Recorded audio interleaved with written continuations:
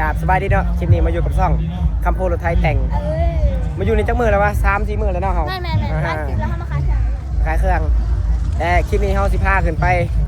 อยู่เทิงภูวัดภูจำปาสักนะเฮามาเบิ่งคลิปเดินทางแล้วก็ต้องเบิ่งคลิปต่อแต่บ่มีเวลาถ่ายคนหลายคนเบิ่ง ก็ใจก็ติดตามไม่ได้ผู้อยู่เทิงพุ่นแหละนะเดินทางก่อนFC เฮาเด้โอ้ว้าวโอ้จัดไปเทิงภูก่อนนี่ทางเขาวัดภูเนาะ2-3 มื้อเลยมานี่บ่ได้ถ่ายเลยทรงแบบยาวเลยเป็นแบบว่าเป็นไปได้ปะอะไร FC ห้องบ่ว่างนะขายเครื่องแต่นี่ก็เป็นมือสุดท้ายเนาะคนกับบ่ได้ไลฟ์บันไดเขายังมาทันมาเฮาก็เลยเปิดโอกาสมาถ่ายคลิปให้จุ๊บเจ้าเบิ่งก่อนเดี๋ยวสิพาขึ้นไปถึงภูเนาะไปไวเบิ่งคนกำลังหลังมาเมื่อวานนี่คนไลน์ในวันนี้จนเต็มเลยวันนี้คนเต็มทางในวันนี้คนขอบลายวันปวดหัวเลยเนาะแม่ปวดหัวเลยสมองแบบโอ้ยเจ็บหัวคนร้ายคนปวดทันเลยนะสมองปวดทันเลยกลางคืนนี่เขาเปิดไพ่แค่นี้งามเลยทีนี้แบบปักหมักซิกเลยแถวนี้ในโอกาสเขาสิมาทายให้ทุกคนเบิ่งเลยตอนกลางคืนเด้อ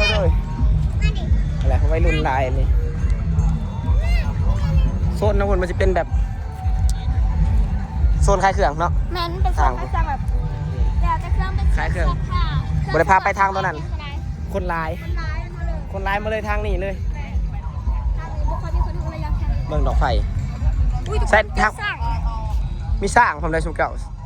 เมืองชุมเก่ามีสร้างผมใช่ว่าสร้างดีเลยเดี๋ยวมันยางมาแล้วมันยางมาสั่นไอจัวครับสร้างมีสร้างพร้อมกระสิได้พาไปเบิ่งได้ตอนนี้สิพาชุมเจ้าขึ้นเทิงภูบุก่อนภูอยู่เทิงภูแหละภูขึ้นไปเบิ่งวิวเบิ่งบรรยากาศเนาะป้อไกลเท่าใดไปมาสำนีก็คือออกเลยคนกำลังหลั่งมาแต่เมื่อวานนี่นะถ้าเป็นเวลาสำนีนะย่างบ่ได้เนาะแม่นคนแน่นเลยคนแน่นสมองก็ย่างกันหนึ่งก็คือตำกันแย่กันเลยนะบุญเขาจัดกันแต่3 มื้อ 3 คืนมื้อแรกนี่คืนสุดท้ายจะกระจบเลยไปอยู่ที่วัดพุทธศาสนากับมหามาเจอกันหลายเนาะเดี๋ยวเราไปห้องถูกกัน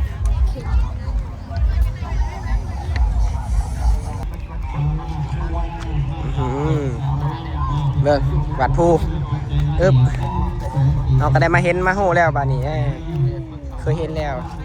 มาครั้งแรกงานแรกคนลายอยู่ข้างในนะคนลาย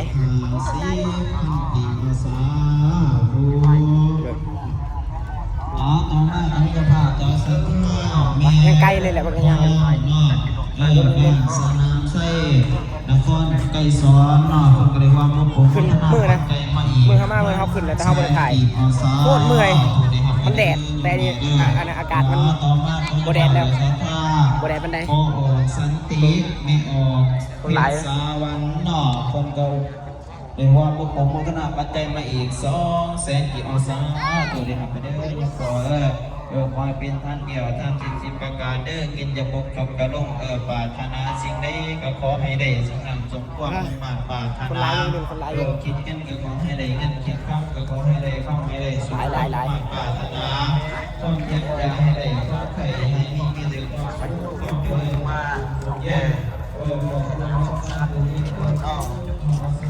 ป่อไม้เขาไปใส่ในขึ้นเพิ่งพูดเฉยๆขึ้นไปเบิ่งบรรยากาศเบิ่งวิวว่าเขาไม่เคยขึ้นไปได้ไม่เคยขึ้นขายเครื่องเนาะมาแล้วก็ต้องขึ้นมันคุ้มแม้นไข่มวยไม่ต้องอยู่ป่ามันมีไข่มวยผมเนี่ยว่าสิไปศกอยู่มีไข่มวยก่อน5 คู่ศกอยู่เรื่องคนแน่นเลยว่ะทุกคนแน่นเกินโอ้ยงานขาวไปยังไงล่ะครับบุกไปเลย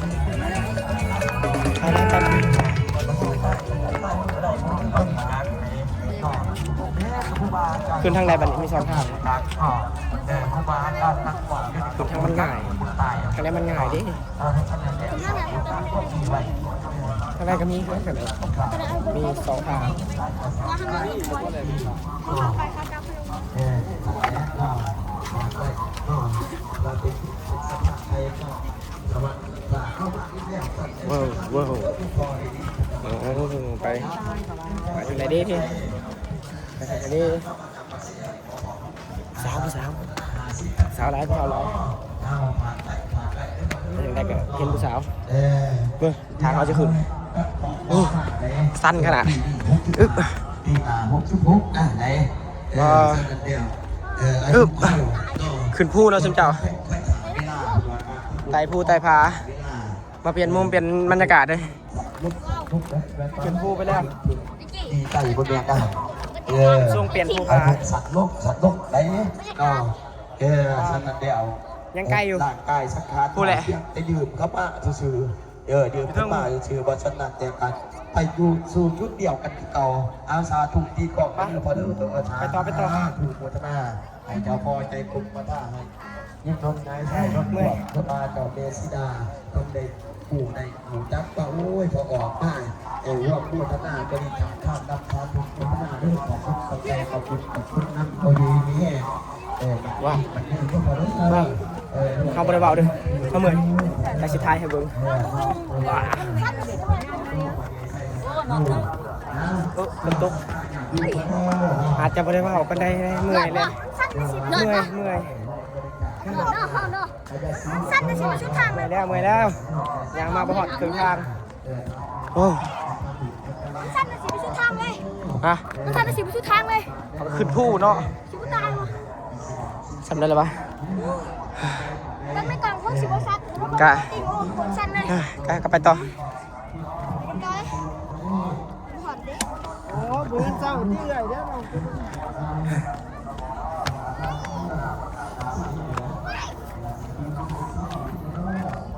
ถ้าขึ้นตอนแดดนี่วินหัวเลย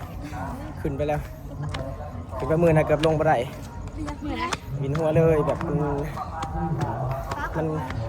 เมื่อย ไอ้โซ่เราถูกปริมาณเลย ฮะ ไอ้โซ่เคสเรา โอเคคลายเครื่องเมื่อยเด้จะบ่เมื่อยเปื่อยเมื่อยแล้วโอ้คันไดสูงแท้ คันใดหรือคันยัง คันได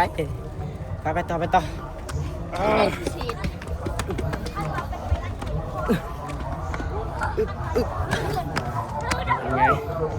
ยังไงขึ้นมาเมื่อย จะว่าน้ำหน่อยบอก เอามาแต่พุ่นแต่พี่เลย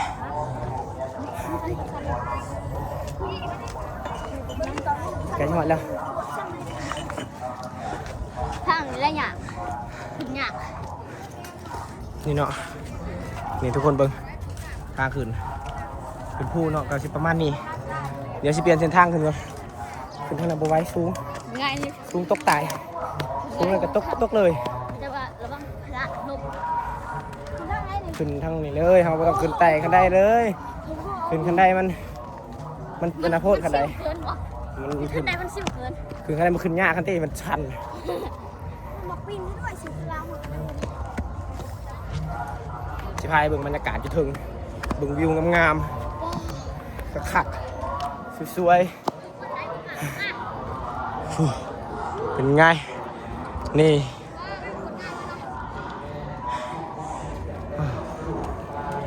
คนโบราณไปเลยแต่เมื่อวานนี่เต็มอยู่แต่บ่มีทางไปคนร้ายโพดวันนี่โดยไอ้จัวขึ้นไปนะเขาขึ้นเทิงต่อดูยังมีเทิงเลยยังสั้นเติบ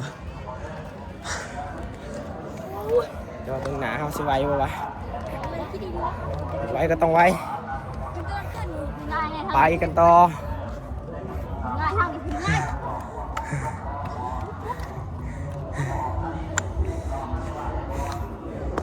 สบายดีโดย เป็นไงบอกภาษาอังกฤษได้บอกบ่เป็น สบายดีเลยสอยังรุ่นนี้ รุ่นนี้เปลี่ยนวิวนิดนึงรีวิวรถไฟแต่ง วัยรุ่นนี่ก็จะกว่ายังวัยรุ่นเขาเบายาวเลยแหมดิวินหัวบัดนี้ขึ้นมาเมื่อยขน่อยเมื่อยว้าวฮอดจุดที่เขาต้องการเลยเบิ่งบัดนี้โอ้เบิ่งทางนั้นเนาะนี่งามเห็นบ่นี่โอ้คักว่งามเนาะเสียดายแต่มื้อนี้มันอาจจะมีขี้เหงื่อแน่มือแรกนั่นมาบ่มีขี้เหงื่อเลยแต่ว่าใส่ผ้าบนหนังแต่ว่าบริถ่ายมามือแรกเมื่อยก็เลยบริถ่ายพอก่อนหายใจก่อน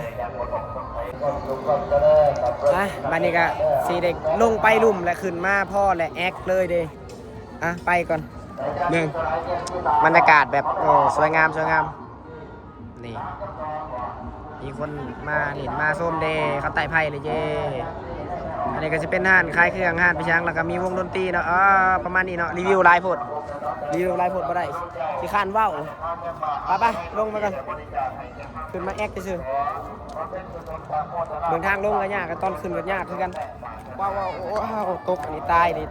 บ่ได้เลย FC เฮามาเก็บในเด้อคำตกนี่นะไปลงขึ้นมานำกัน2คนลงก่อนลงกับบ่ยากบ่ได้เขาเอิ้นยังไงเขาเอิ้นยังเดี๋ยวได้เด้อวัยรุ่นเอิ้นเห็นยังเนาะเอิ้นไอ้เห็นยังเนาะ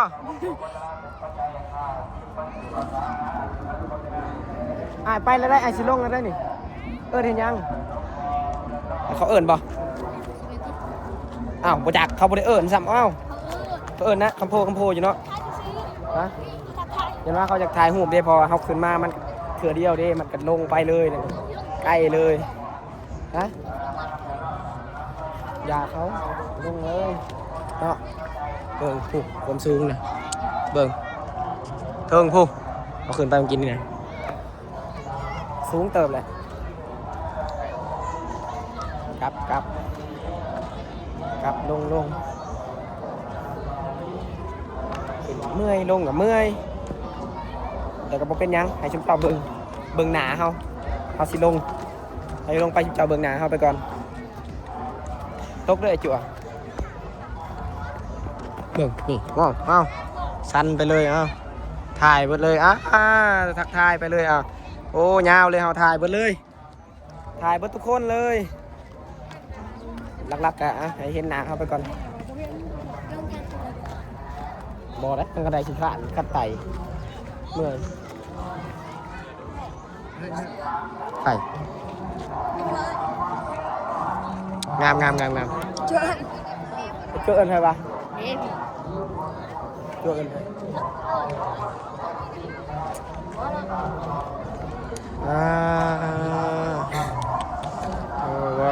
ว้าวนี่บรรยากาศโอ้สูงแท้ๆได้จักจั่วเอิ้นภายในจะบ่แม่นเอิ้นเฮาดอกไปก่อนลงขึ้นขั้นได้นะใช่ป่ะขึ้นก็ได้อันนี้เรากินขึ้นก็ได้แค่ขึ้นก็ได้แล้วเมื่อยเลยได้นี่ขึ้นขั้นได้ตัวนี้แล้วก็ไต่ทุกคนมานี่ขึ้นนี่ปึ๊บเมื่อยแต่วันนี้บ่ไต่ขั้นใดไต่ขั้นใดแล้วมันเมื่อยประมาณนี้เนาะลงข่อยอยู่ในนี่ฮะลงไปก่อนลงมาเลยได้เป็นไอเทียนเป็นไอเทียนกันส่งหันไปเลยโอ้ว้าวจังได้โย่ไปเลยเห่ายาวเลยไปใส่ก็เห็นเนาะเจ้านี่เนาะแมนเมื่อเลยเห็นเมื่อเลยเป็นทรงนั่นไปเสียงเขาไปหมดเลยเขาอยู่กับสาวอีก เราตัวแล้วเอาบ่มีผู้สาว นี่ทรงนี่ไปเนาะเอาปุ๊บขึ้นไปจนฮอดพุ่นแล้วก็ลงมาฮอดพี่แน่มาประเทศเรายืนแอคอยู่นี่ก็เลยแวะมาหาไอ้เทียนทรงนั่น ไปนำไอ้เทียนเรายางไปพุ่นยางไปนำเราเลยจังหวะนี้แหละเลย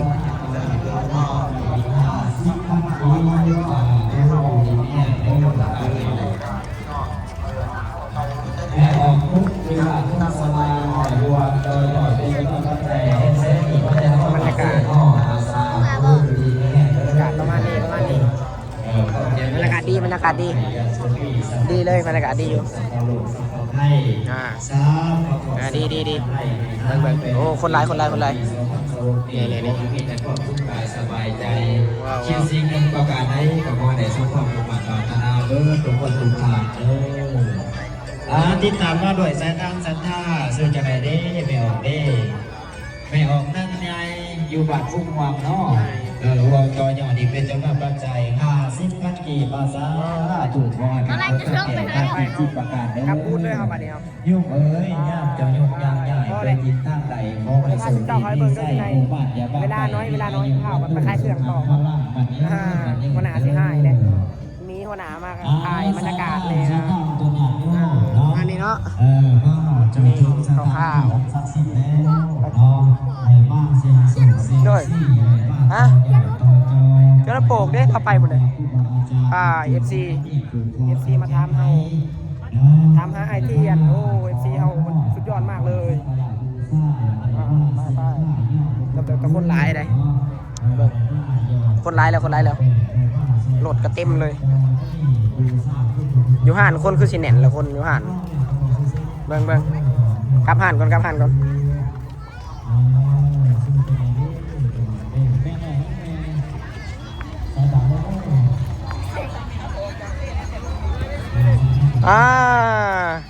ได้ว่าสบายดีFC ไปเลาะเลยตายหัวแบบมาได้เป็นทรงเลาะทรงแอคไปเลาะส้มบรรยากาศชิวๆเดี๋ยวยามแรงเลยเนาะมือสุดท้ายเนาะFC มาถ่ายหัวบรรยากาศป่องได้ปะคือปะได้บอกไปเลยได้แบบนี้ครับกลับห่านก่อนข้าวเลยแต่งไปเลยตามมาเราแต่งไปเลยกลับห่านก่อนคนร้ายแล้วช่วงข้างล่างกินอีกคนยังบ่มีเนาะตามที่เจ้าเห็นแหละทางนี้เคยมาให้เบิ่งแล้วเนาะกลับห่านก่อนขอกลับไปทางห่านก่อนว่าคนมาสิไล่ให้เลยหาเบิ่งนี่มาฮอดห่านแล้ววันนี้คนอยู่ห่านกะลายอยู่นี่ลายอยู่อ๋อแต่ขายอยู่บ่เด้เนาะแต่ขายอยู่บ่เฮ็ดยังไงนี่อ๋อเขียนป้ายไปก่อนนี่ได้แต่ขายว้าไงมาไปเมื่อยเลยยาวเลยไปใส่ไปรอพาเขาไปเบิ่งแอครวยมึงออกงานแล้วออกผักไม่ดึงมึงตอนมึงผักเด้แมนแล้วกูผักขยาวกันขยาวกูขายกูจนไปเลยมีเนาะนี่ขั้นตอนมันได้หนึ่งเนาะประมาณนี้เนาะมาทำอาหารนั่นเลยเด้